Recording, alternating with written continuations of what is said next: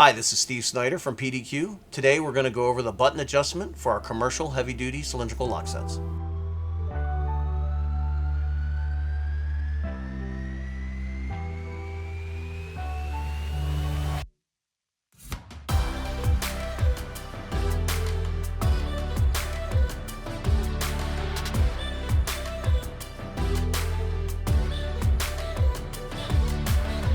There are two key indicators to know whether you need your button adjusted on your cylindrical lock. Number one is this button, as you can see, is sticking pretty far out, and then when you push the button, it bottoms out before it gets flush with the lever.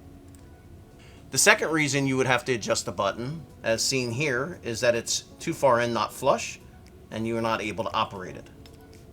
When adjusting the button, you take the lock off the door, taking the rose plate off on the inside. And as you can see here, the button is separate along with the stem. The stem has tabs on either side so that it can fit into the slots on the button.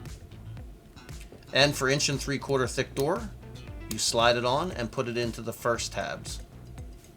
For a thicker door, maybe 2 inch or 2 1/4 inch, you would need to move it from the first slot to the second set of slots. Like we mentioned in our installation instructions for the cylindrical lock, this adjustment with the button that we're discussing now also works hand in hand with the adjustment for the door thickness, which is this mounting plate which you thread in or out depending on your door thickness. These cylindrical locks are preset for 1 3/4 from the factory.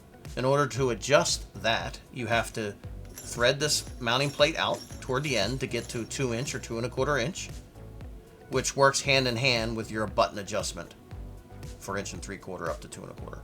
Thanks for watching our video today. If you need any more information, go to pdqlocks.com and have a great day.